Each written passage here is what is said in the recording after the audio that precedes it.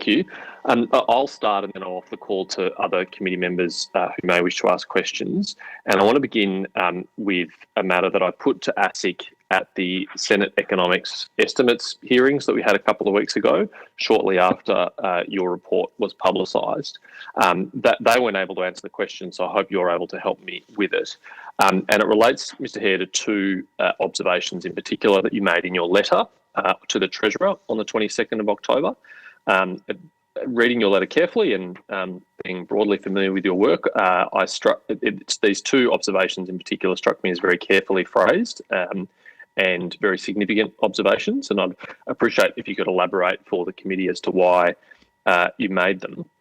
The first one is on the first page of your letter in the third paragraph, where you say, "Further, I formed the view during the course of the audit that in order to gain greater confidence that appropriate action would be taken, I should indicate that I would bring the matter to your attention," that is to the Treasurer's attention.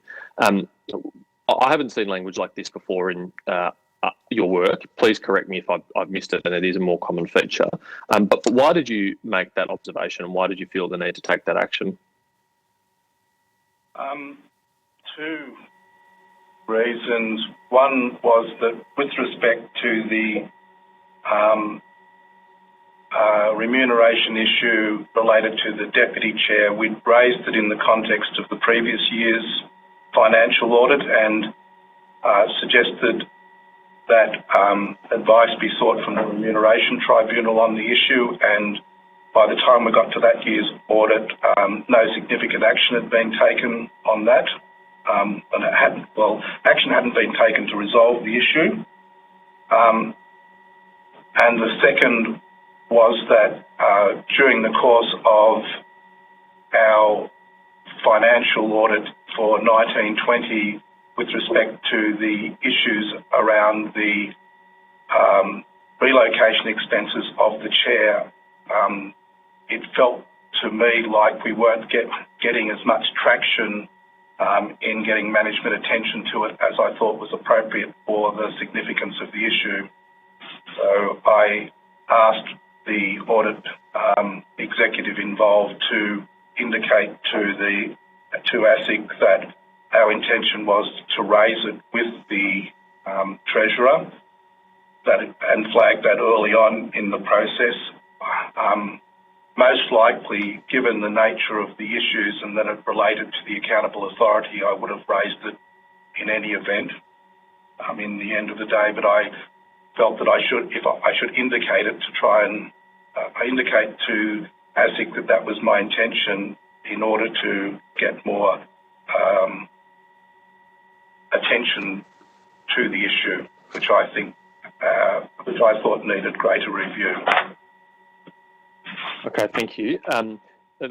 One aspect of your answer related to another paragraph which I was going to draw out, which is your observation that you had previously in the previous year's audit raised the issue of the Deputy Chair's travel allowance payments, and that it hadn't been addressed. I mean, did ASIC offer you any explanation as to why, after the ANAO raised it in the previous financial year, they had not taken any significant action, in your words, meaningful action to resolve that issue of the Deputy Chair's payments?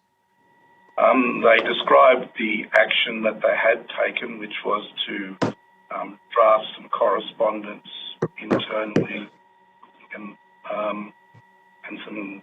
and I think seek some legal advice. But as to why that had been what I would have considered slow in implementation, no. So they described to us the processes they had undertaken or commenced. In your view, those processes were not adequate? The issue hadn't been resolved. They hadn't gone to the seek review from the Remuneration Tribunal. So I felt that issues related to payments to senior management personnel are something that should be dealt with quickly. Yep, I would agree. I would share your opinion entirely on that, and I think 12-month time elapsing is not adequate at all. The second issue that you indicated was perhaps some reticence or some reluctance on behalf of ASIC to take this matter as seriously as you thought it was. Is that a fair description? I didn't feel it was being escalated within the organisation as significantly as I thought it should be. That was not based on a detailed conversation with people. It was through the reports of the executives involved in managing the audit. So, because I reiterate, I think that issues related to senior executive remunerations are important for good governance in organisations. Some of the issues that were coming to our attention, I thought were important, and they should have rung alarm bells in the organisation. And I didn't feel that was happening fast enough in the organisation. Why do you think that's the case? Why wasn't it escalated? Why didn't this ring alarm bells when it was brought to ASIC's attention? Well, I don't know. I can't answer that question. I think that there may be issues of governance involved, and how that works. And what we see tends to be documentation and our engagement with the relevant financial executives and the audit committee. I don't know what conversations were happening outside of that. So I can't say nothing was happening because I don't know whether that was the case or not, but I felt that the issue should have been escalated and taken more seriously than what they were being taken. Well, and Mr. Hare, let me say, particularly on the question of governance, given ASIC's role. I mean, ASIC's role is in part to ensure good and proper governance of the regulated entities that it oversees. It expects very high standards of governance from those entities, and it appears on your evidence that perhaps its own governance is not adequate.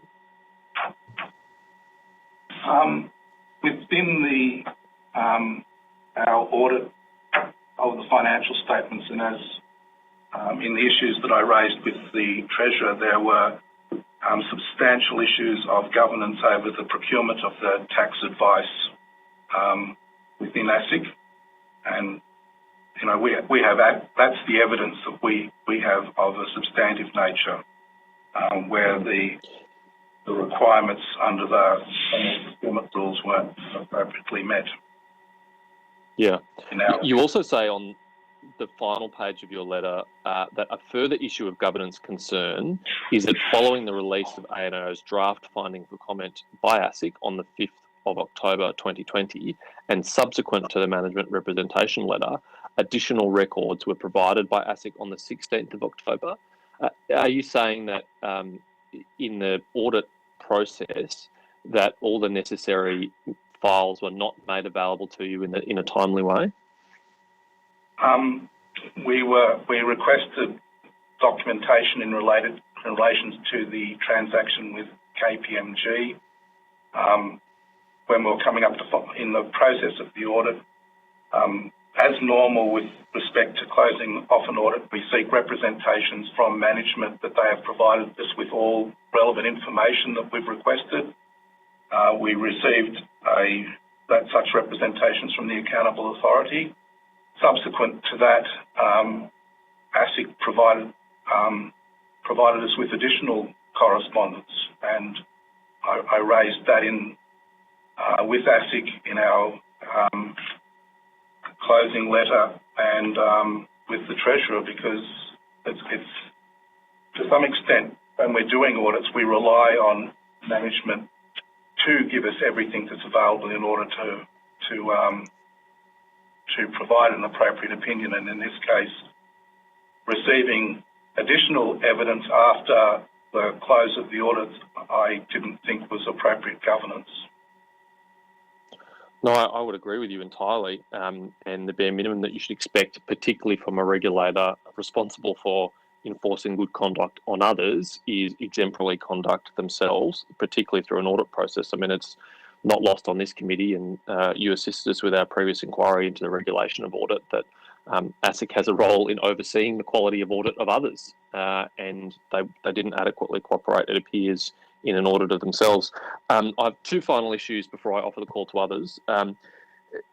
There was a bit of conjecture in the evidence from ASIC at the Senate Economic Committee during estimates about when and how these matters came to light, whether they were identified in ASIC's internal audit process or whether they were identified by the ANAO. So both on the question of the deputy chair's payments and the chair's payments, from your point of view, how was it that it came to light? Was it that ASIC brought these matters to your attention, or did the ANAO identify them?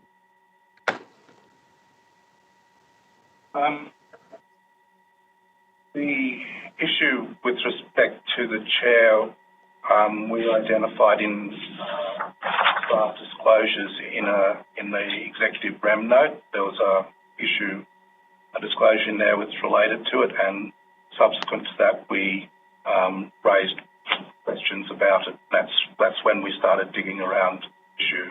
So the payment was disclosed in the executive REM note.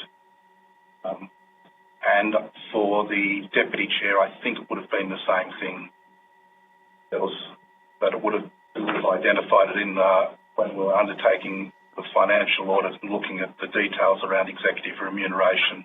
As you can imagine, our audit procedures require us to take a reasonably strong look at executive remuneration disclosures. Yeah. So why was it then that ASIC wasn't able to identify and address these issues through their own internal audit process and their own internal controls process? Why was it necessary for the ANAO to bring these matters to light to be addressed? Well, the payments were appropriately disclosed in the executive remuneration note in the accounts. The questions that we raised were related to the nature of them and whether they, as remuneration, were consistent with remuneration tribunal determinations. Now, I can't answer the question as to why such questions weren't asked directly by ASIC, but the evidence that we've seen is that they were making payments with respect to the chair flowing from an initial agreement when the chair was appointed to provide taxation advice. And the issue for us was that initial agreement, the discussions around that were for a much lower figure, and the initial engagement with KPMG was for a much lower figure. And then we went into the procurement issue of how did the transaction go from an estimate of around 9,000 up to around 120,000, and what was the procurement control framework around that. So, but my question more though, Mr. Hare, is shouldn't ASIC have internal controls in place which ensure that payments to their commissioners, or in fact indeed any of their staff, are consistent with the law, are consistent with the contracts that they've signed with their staff, are consistent with remuneration tribunal determinations? How are these payments being made potentially contrary to that? I think everyone should ensure that their actions are consistent with legal requirements and things like remuneration tribunal determinations. I can't answer the question is why they did that, and to be fair, the issues that we've raised are that these matters should be reviewed and advice from the remuneration tribunal sought in our both last year and this year. With respect to the payments, we haven't sought to make a determination that they're inappropriate. We've just said, this is what it looks like. You should, in our view, you should get advice from the Remuneration Tribunal as to whether they've been appropriate or not. Yeah, I mean, and you may be reluctant to make that determination in your statutory role, but I don't have any reticence on making that determination. I think they're very clearly inappropriate, and the fact that they've been repaid by the chair and the deputy chair is enough evidence of that. So just finally from me, before I call to others, these issues, particularly of governance that you've identified, in your experience, to what extent do you think that is attributable to either the structure of ASIC, the leadership structure in particular, or culture?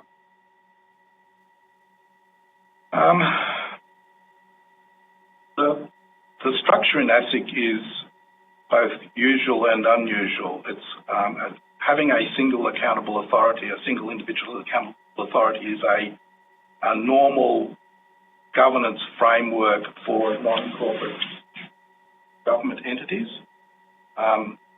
ASIC and a number of other regulators are slightly different because they're sort of corporate entities with a non-corporate governance structure. So they have a commission where the commissioners aren't the accountable authority under the PGPA Act. So that's unusual being a corporate with that structure.